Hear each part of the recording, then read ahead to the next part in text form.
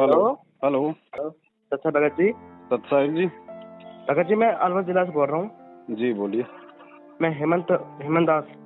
जी बोलिए। अगर मान लो भगत जी किसी की दारू छुड़वानी हो तो हम उसको दो मखाना प्रसाद दे सकते हैं। कौन सा प्रसाद? वो गुरु जी का। नहीं, गुरु जी का प्रसाद उसी को देना है जो गुरु जी का भगत है। अच्छा। हाँ, बाकी दोगे तो दिक्कत हो जाएगी उसमें। अच्छा ठीक है। हाँ, दूसरे को नहीं देना, ये गुरु जी के आदेश है। क्योंकि भगत जी ये जो प्रसाद है ना, इस प्रसाद के अंदर परमात्मा की शब्द शक्ति है। अच्छा। और मान लीजिए हमने किसी अड़ोसी पड़ोसी अनजान व्यक्ति को प्रसाद दे दिया, अच्छा। तो और हो सकता है वो किसी प्रेत बाधा से पीड़ित हो और कोई जिन वगैरह हो उसके अंदर, क्योंकि ये पाया जाता है अमूमन हर आदमी के अंदर कोई न कोई इस तरह का वास होता ही होता है। अच्छा। और जैसे वो प्रसाद या चरणामृत अंदर जाएगा तो परमात्मा की वो शब्द रूपी मार उसको पड़ेगी। और जब वो मार पड़ेगी तो भगत जी वो बेहोश भी हो सकता है, उसको कोई दिक्कत भी हो सकती है। तो फिर वो हमारे गले की हड्डी बन जाएगी फालतू में, क्योंकि वो थोड़ी समझेंगे इन सब बातों को। अच्छा। इसलिए परमात्मा ने ये मना किया है कि जब तक कोई इस ज्ञान को ना समझे और जब तक कोई मेरा भगत ना हो जाए तब तक वो ये चरणामृत और प्रसाद ना ले। अच्छा। इसलिए परमेश्वर ने हमें मना किया है, ताकि हम सामाजिक लोगों की उपेक्षा का पात्र ना बने।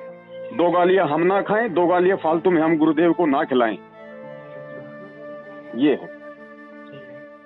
ठीक है भगत जी। ठीक है। सत्संग। अब क्या कि जैसे एक लड़की एक बेबे नाम ले रही थी अपना परमेश्वर कबीर जी का, और यहां से अपने घर गई मिश्री का प्रसाद। एक पड़ोस का बालक आ गया 8-9 वर्ष का, बच्चा ने देवची वो भी आ गया, उसको भी दे दिया।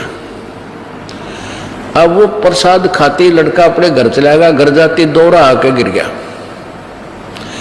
अब वो पड़ोसी शर हो गए, पता नहीं इसने क्या खवा दिया हमारे बालक था ही, अर्तन मेरा छोरा मार दिया।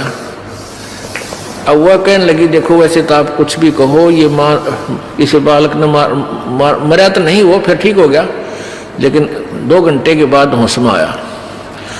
अब उस बहन ने बताया कि मैंने तो यही प्रसाद अपने बालकों को दिया था, यही आप कहते दिया था, इन्हें पूछ लो चाहे मेरा कोई उद्देश्य। फिर उसने आके यहाँ बताया कि महाराज जी ऐसे ऐसे हमने उस लड़का था पड़ोस में, उसने प्रसाद दे दिया, उसको दौरे आ गए और मेरी तो जान न साका कर दिया उन्हें। तो इसलिए हमने मना कर रखा किसी को ये प्रसाद मत दो। क्योंकि वो क्या था कारण कि वो प्रसाद देने से उसमें प्रेत विद्यमान था, उन्हीं का कोई पत्थर था, और वो प्रसाद खाने से परमात्मा की वाणी से उसमें वो चार्ज हो रहा था। प्रसाद उसी को कहते हैं।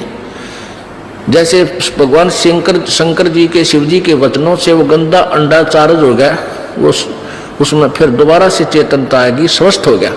तो इस भगवान के वचनों से वाणी से आप यहाँ आते हो, आपको कोई बीमारी है छोटी मोटी, तो इन वचनों से सत्संग से भी राहत मिलनी शुरू हो जाती है। और अंदर बच्चा भी कोई ऐसा गड़बड़ वाला हो तो भी स्वस्थ होना शुरू हो जाता है। ठीक है, हम तो दास हैं, फिर भी हमारी कथा परमात्मा ही की सुना रहे हैं। तो इस तरह ये बहुत लाभ देता है। आप बालक को, डॉक्टर को पता होता है कौन सी मेडिसिन और इसको कहाँ असर कर रही है। तो वो क्या था, मैंने उसको बताया बेटी उसमें प्रेत था, अरे प्रसाद खान दे उसका लागे लठ, वो छोरे मत निकलना नहीं चाहा था, वो इस तरह बेहोश हो गया। फिर वो छोड़ कर उसने उसमें से निकलना पड़ा, फिर वो लड़का होश में आ गया। तो ऐसी गलती मत करो, तुम बदनाम भी हो गए।